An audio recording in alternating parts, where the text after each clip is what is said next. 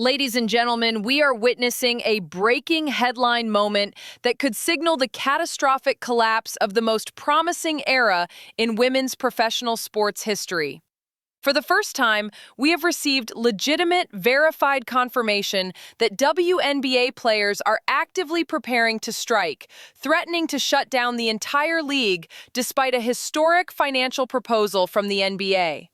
We have obtained new video evidence featuring league stars Breanna Stewart and Sophie Cunningham that confirms the players' union is willing to walk away from the table, rejecting a collective bargaining agreement that could see salaries rise to millions of dollars. This is a developing crisis where labor demands are colliding with economic reality, and the fallout threatens to alienate the massive wave of new fans that have finally given this league a heartbeat. We are looking at a situation that defies conventional logic. The WNBA, a league that has reportedly never turned a profit in its history and has been sustained entirely by the financial backing of the NBA, is now facing a work stoppage led by its own players. This comes at the exact moment the league has been handed a roadmap to massive wealth. The players are not just posturing. The sentiment coming from leadership indicates a genuine willingness to run the league into the ground if their specific demands are not met. The question that must be asked right now is whether the players are banking entirely on the Caitlin Clark phenomenon to save them from the consequences of their own brinkmanship. If the league loses a single game, even a single preseason game, to a strike, it will trigger a public relations disaster from which they may never recover. To understand the gravity of this disconnect, we have to look at the evidence. We have two sets of videos that paint a disturbing picture of the mindset within the player leadership. We need to examine the comments from Sophie Cunningham, a player known for her savvy and intelligence, yet who is echoing a narrative that seems completely detached from the offer on the table.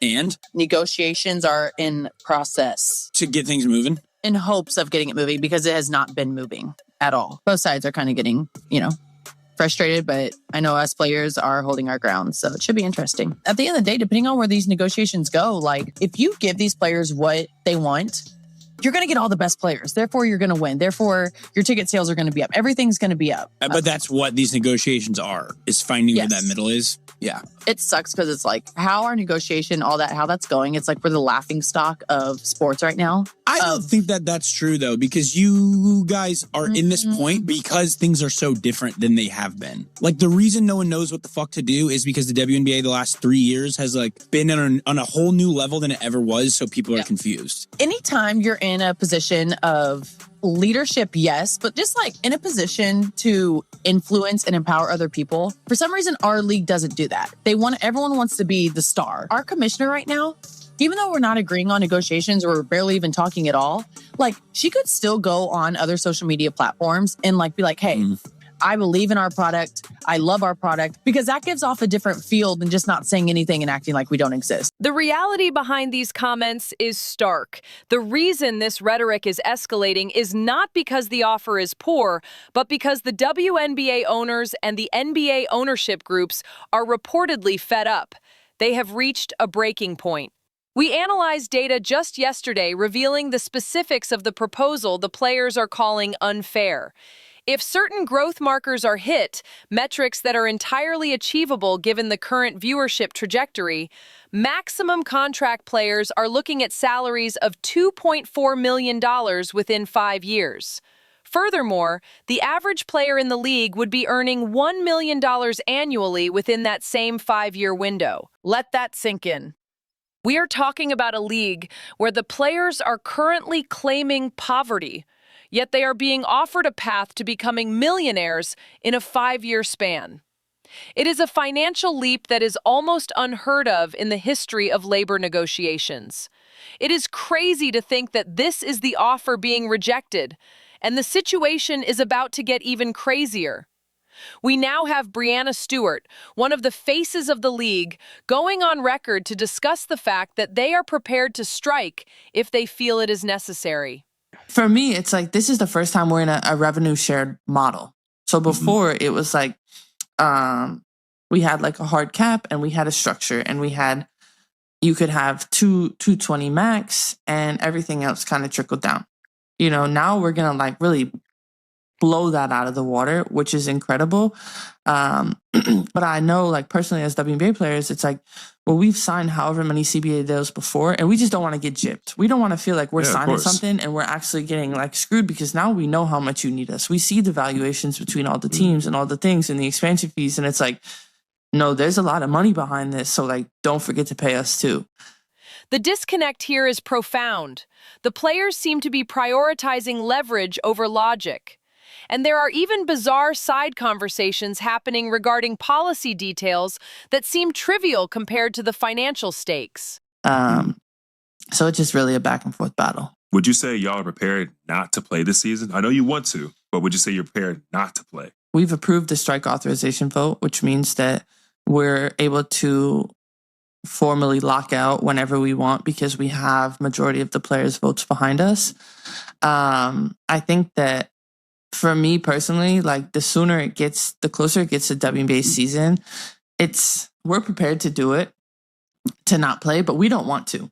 We want to play because we know how important it is to be on the court, for a number of reasons, for the people, for the fans, for the city.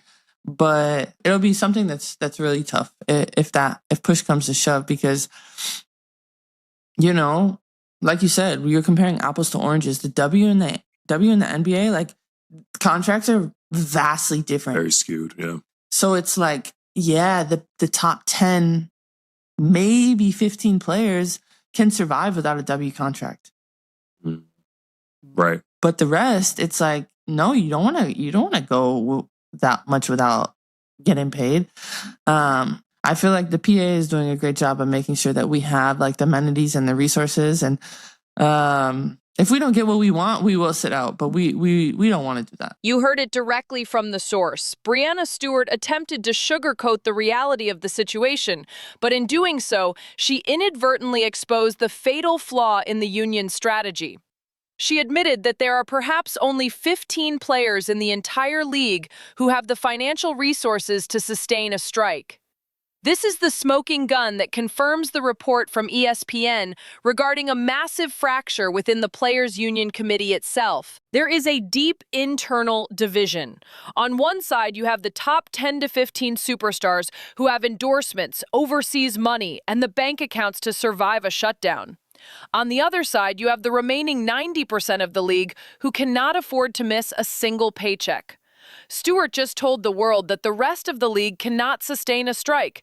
Yet in the same breath, she claims that if they don't get what they want, they will sit. This is a leadership group willing to sacrifice the financial livelihoods of their rank-and-file members for a negotiation tactic that is already backfiring. This is the aspect the players do not seem to understand.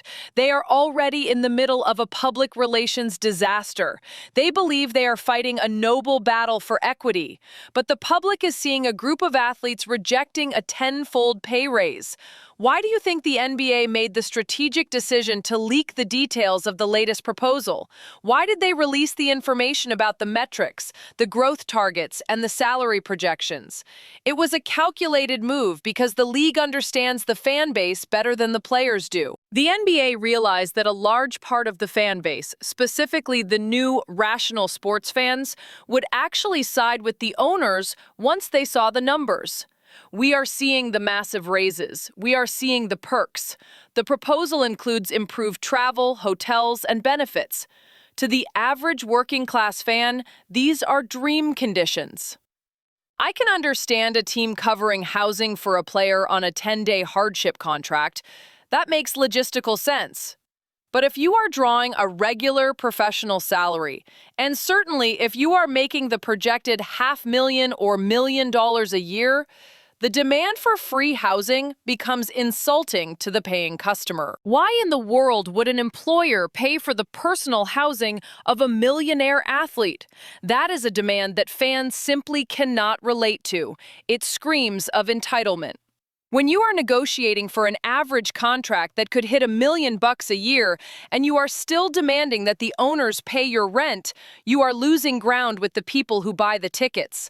The players are misreading the room entirely. We have predicted that if they actually go through with this strike, it will be a fascinating and chaotic study in human psychology. Watch what happens when that certain section of players, the ones who need the money to pay their bills, suddenly realize they are being led off a cliff. You are going to see a revolt.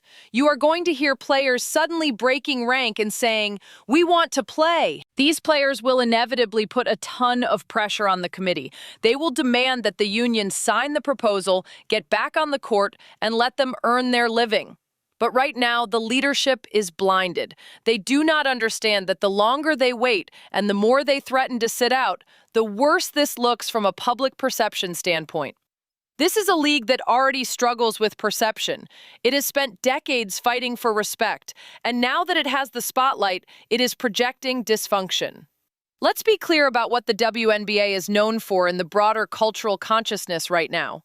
It is known for exactly two things. First, it is known that Caitlin Clark is the biggest star by far and the primary generator of revenue and interest. Second, it is known that the NBA has financially supported the league and kept it in business because it has never turned a profit. Those are the two pillars of the WNBA's existence in the public eye. So when the fans, people who are aware of these two facts, see the players rejecting a nearly 10 times raise, the reaction is not sympathy. The reaction is confusion and anger. They are asking, "What are you doing?" Every time a player utters the phrase, "We are prepared to strike," or suggests they will do whatever it takes, they think they are sounding strong. In reality, they look ungrateful and strategically incompetent. Every single time they make these threats, they are pissing off the very fans they are relying on to hit those growth metrics. There is a dismissive attitude coming from the players regarding the fan base. They seem to think they can rely on the old, hardcore fans who have been there since the beginning. But the hard truth is that nobody cares about that demographic in terms of business scaling. There are 3 times as many new fans now as there are old fans. The new fans, the ones who came for Caitlin Clark, who came for the drama, who came for the sport, are the majority. The old guard is now a tiny minority. The players better not be catering to the minority while alienating the majority. These new fans are general sports fans. Their loyalty is not unconditional. Their attention is a commodity, and it is highly transferable. If the WNBA shuts down, if there are no games on television, if the season is delayed, these fans will not sit around and wait. Their attention will be drawn back to the NBA, to the NFL, to college sports, or to any other entertainment option. It will happen fast. And once those eyes leave, the revenue leaves with them. Then you aren't making any money at all. The players are playing a dangerous game of chicken with an ownership group that has the capital to wait them out. The NBA owners are billionaires. They can afford a tax write-off. The WNBA players, by their own admission, cannot afford to miss paychecks.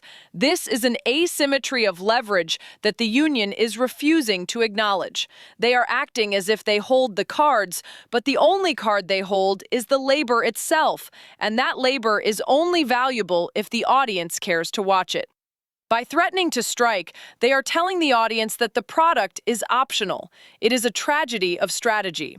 The proposal on the table represents the validation of everything the league has fought for. It represents the transition from a subsidized charity case to a legitimate, high-revenue professional league. By rejecting it in favor of a strike, the players are risking a return to obscurity. They are risking the momentum that Caitlin Clark has gifted them. We are watching a slow-motion car crash where the drivers believe they are in a race car, but the engine is about to fall out. If the strike happens, the chaos will be absolute. The fracture within the union will become a canyon. The public sentiment will shift permanently to the owners, who will be seen as the benevolent partners who offered millions, only to be spurned. The players need to wake up to the reality of the PR disaster they are creating. They are losing the narrative, they are losing the fans, and if they aren't careful, they are going to lose the money. This is the reality of the situation. The strike threat is not a sign of strength. It is a sign of a union that has lost touch with the economic ground beneath its feet. As we move closer to the season, the pressure will not be on the owners to cave. It will be on the players to realize that they have already won the lottery and they are threatening to tear up the ticket. We will continue to monitor this as the fracture widens and the deadline approaches. Subscribe our channel and tell me what you think. Peace. I'm out. Till next time.